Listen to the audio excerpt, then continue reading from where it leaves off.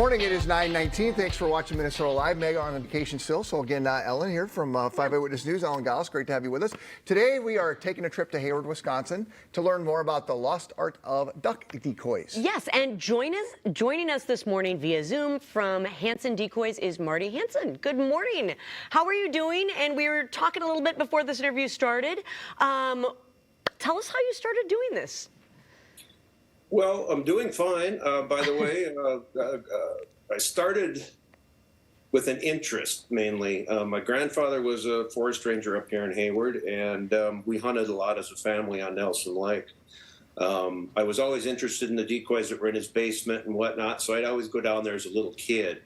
And to occupy my time at one point, I started making decoys or maybe refurbishing what he actually had in his basement, which probably wasn't the best idea, but it was what I could do when I was 9, 10 years old.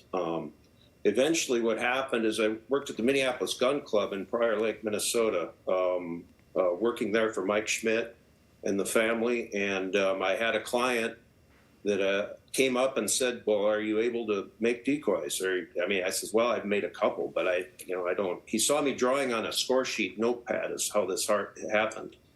And I said, yeah, I'll try it. So long story short, he eventually said, well, let's do it. And he had a hunting club in western Minnesota. So I made him a lot of decoys.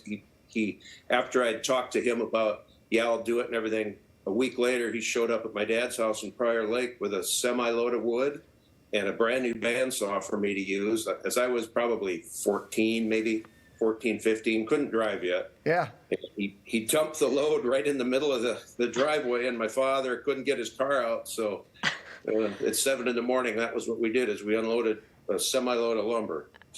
So we were showing some video of the bandsaw, and it looked like you had drew like stripes. So do you take off different layers with the bandsaw as you're sort of creating that, turning that block of wood into the decoy? Most of my work is done by hand. The only power tool I use is a bandsaw. That bandsaw is used to take the rough form out of the log. I cut my own wood, my own trees.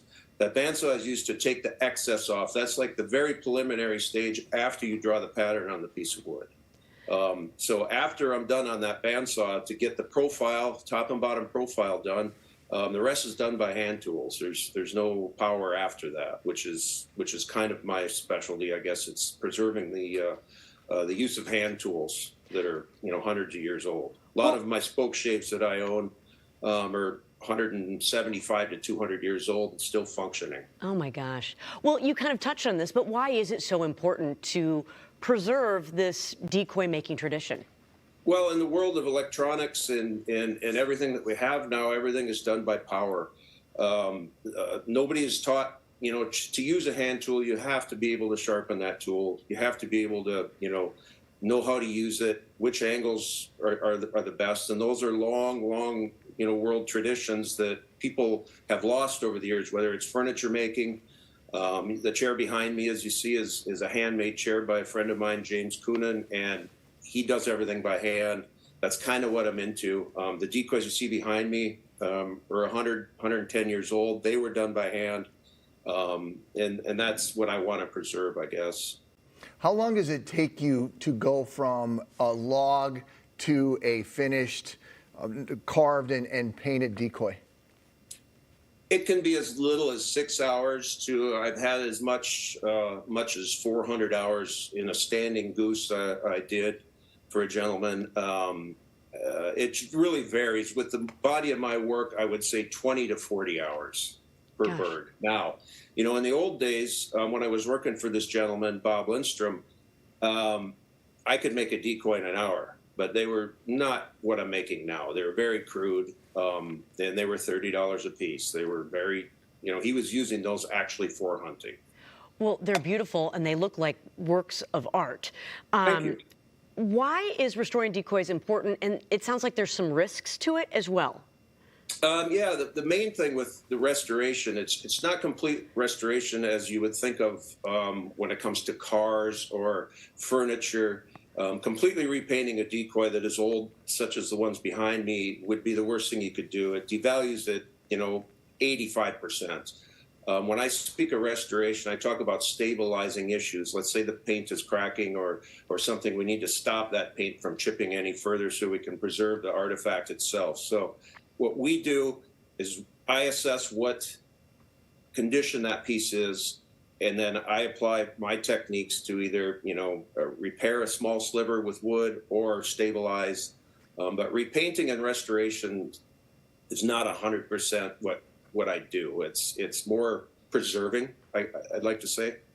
Are there ways that you can look at let's say somebody gives you a decoy that they, found in their grandfather's basement or something. Are there things that you can look at, like, I'm guessing there's not a serial number, but is there some identifier on these that you can see that like, oh, this is a XYZ kind of decoy and this one's worth a lot more money? Or how does that work?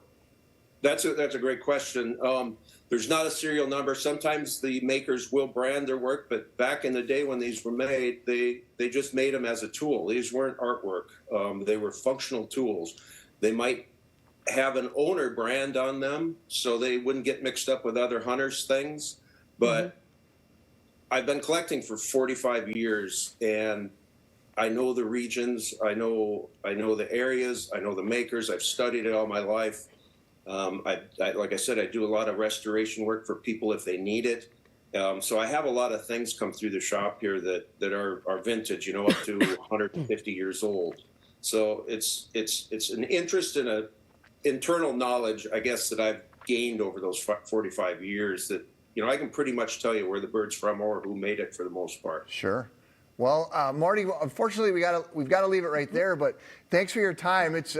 I would love to come hang out with you in your workshop and just sort of watch that process. So anytime. And check out the rest of those fireplaces at your place there too. I know, I'm jealous. Thanks, Marty. North Magazine is offering Minnesota Live viewers a special deal. Use the code MNLive49 to get $10 off a 2-year subscription, making a total for $49 for 2 of these beautiful magazines. Deal is running through August 31st. And if you want to learn more about the Hanson decoys, head to MinnesotaLive.com. We'll be right back.